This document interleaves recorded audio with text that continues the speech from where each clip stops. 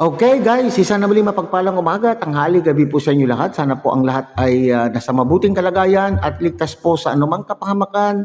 Sana po kayo dako ng mundo naroon. Ako po muli ang inyong lingkod, Maestro 21 TV, at sa ating video ngayong araw na ito mga kalingap, tayo po muli ay magbibigay ng ating panibagong reaksyon tungkol nga po dito sa isang komento po na ating nakita po sa naging live po ni July Paunil. Okay, so kamakailan lamang po mga kalingap ay pinag-usapan ang pag-imbita po kay Federico Santos. Alam po naman natin na itong si Federico Santos ay isa po sa mga tumutuligsa. Siya po ang isa sa mga kumukontra at tinawag na mga anti-kalingap, pero sa pagkakataon na ito mga kalingap ay minabuti po ni Kuya Bal na imbitahan. Inimbitahan po ang mga tumutuligsa at obserbahan. Inimbitahan po niya diyan sa daet para sa ginanap po na kalingap ball, upang sa ganun siguro mga kalingap sa aking palagay ay upang makita personally kung ano ang ginagawa po ng mga vloggers na nariyan o uma-attend po dyan para makapag-obserba kung ano po talaga yung ginagawa po ng mga Kalinga partners, at the same time po yung ginagawa po rin po ni Kalinga Prab at ni Kuya Bal sa buong Kalingap. Okay? So hindi lang po yan mga Kalingap, kundi yung punto na itong si Kuya Bal ay kung maaari noon pa man ay kung maaari ay ayaw po niya ng may kumokontra o may kalaban po ng kalingap. So ito yung sinasabi po natin mga kalingap na tayo po ay dapat nagbabawas ng kalaban at hindi tayo nagdadagdag ng kaaway. So ito yung siguro nakikita ko mga kalingap na layunin, layunin po ni Kuya Bal kung bakit iniimbita niya po ang mga taong tumutuligsa o kumukontra po sa kalingap upang sa ganon ay makipag-isa sa layuning tumulong sa ating mga kababayan na nasa laylayan po ng ating lipunan. So pag-usapan nga natin mga kalingap itong komento na ito na ating pong nakita sa naging live po kamakailan po ni July Paunil. Pero bago po yan, tayo muna po ay magbibigay po guys sa ama at founder po ng Kalingap, Kuya Bal Santos Matubang, at tangkilikin po natin Ate Edna Vlog, Kalingap Rab. At kung bagong silip lang po kayo, bagong dating lang po kayo sa ating munting channel, sana po ay inyo rin pong tangkilikin sa pamamagitan po ng pagbibigay niyo po ng like, share, and subscribe. At tuloy, pindutin na rin po ang notification bell. At sa ganon, tayo pa rin po ay magkita-kita at magsama-sama sa susunod pa pong mga reaction videos na ating gagawin. Likewise, mega love shout out sa ating mga kasamahan po dyan sa Karep, Kalingap Reactor Partners, sa pamumuno po yan siyempre ng ating presidente Javier De Leon aka Birador.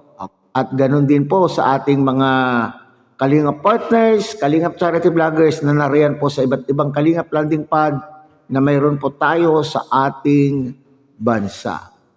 Okay, so sa ating monitor mga Kalingap ay nakikita po nyo yung particular na komento po ng supporter po ng live po ni July Paunil at ang nagngangalang Ebe Messina 4988. Okay? So sabi po niya dito mga Kalingap, sabi ng isang antay, inutusan lang daw nila si Federico kaya drama lang daw ang pagpunta sa Kalingap. Sabi niya, pagbutihin mo ang pagdadrama, Federico. Okay? So parang may idea po ako kung kanino po ito galing na salita mga Kalingap. Kung kaninong channel, kung kaninong channel po ang may ganitong sinabi, na sinasabing anti-Kalingap, na sinasabi na para bagang pumunta lang po dyan si Federico upang magmanman at makakuha po ng mga impormasyon tungkol po sa mga bagay-bagay na ginagawa po ng Kalingap at kung mayroong pagkakataon ay maaring gamitin po ito. Gamitin po ulit ito na panlaban po sa Kalingap. Alam po naman natin kung saan nagmula po ang Federico Santos. Alam nyo mga Kalingap, ay lahat po tayo ay may kanya-kanyang opinion. Noong nalaman po natin na itong si Federico Santos ay gustong nagbibigay po ng kanya pong intensyon, nagbibigay na po ng kanya pong pahayag na siya po ay magiging Kalingap partner. Okay? At lahat naman po tayo ay may karapatan magbigay po ng ating opinion. Kagaya po niyan, sinasabing drama. Okay. So, ano kaya ano kaya mga Kalingap ang tunay na motibo o tunay na dahilan? Bakit itong si all of a sudden kasi itong si Federico ay gusto na pong maging Kalingap. Although marami akong nabasa, pero para sa akin ay karapatan po ng bawat isa. Kaya nga sabi ko kanina dun sa ating intro, na kay Kuya Bal na po yan. Kaya nga po, ang ibinibigay po na estado, ano po yung estado na ibinibigay po ni Kuya Bal kay Federico Santos? Siya po ay isang special privilege. Ibig sabihin, Kalingap partner po siya, hindi pa po siya totally as a Kalingap. Ibig sabihin, pwede siyang mag-content ng Kalingap at hindi po siya nasasakop ng mga rules na pinapairan, na pinapa-implement po ng Kalingap. Okay. So lahat po naman tayo, maski nga mga nandito sa loob ng Kalingap at maging ako po mismo mga Kalingap, ay meron din po akong duda. Personally ay meron din na po kong duda kung ano po ang tunay na layunin ng isang Federico Santos sa Kalingap. Kaya nga lamang ay ang founder na po ang yumayakap sa dating anti-Kalingap. Ano po ba ang ating magagawa po riyan mga Kalingap? So ang tanging magagawa lamang po natin siguro dito ay mag-ingat. Mag-ingat pa din. Kaya nga ang estado na ibinigay ay partner or special privilege upang sa ganun siguro mga Kalingap ay ibigyan siya ng pagkakataon. Lahat po naman tayo ay may karapatan bigyan ng second chance. Hindi ibig sabihin na kapag ikaw ay nagkamali, ay wala ka ng second chance pa. Hindi ka na mapapatawad. Ganyan po yung ginagawa po ni Kuya Bal dito mga Kalingap. Kaya bigyan po natin ng second chance itong si Federico Santos.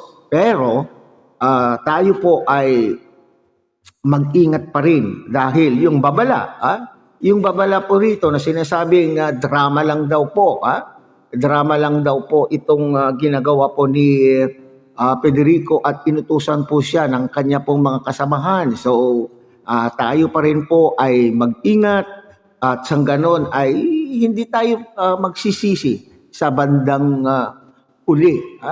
So muli, sinasabi natin dito ay bigyan natin ng second chance at magdistansya na lamang po siguro.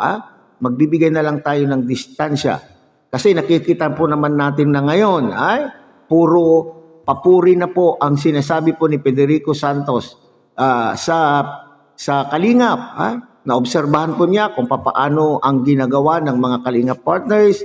Naobserbahan po niya kung anong nangyari doon sa ball na yan. Anong pakikitungo po ni Kuya Bal sa kanya pong tauhan.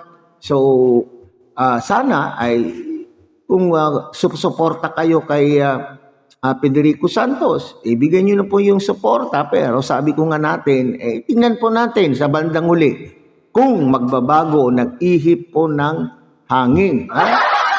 Magbabago kaya ang ihip po ng hangin? So yan po yung dapat patunayan po ni Federico Santos. Kasi hindi niya po tayo masisisi.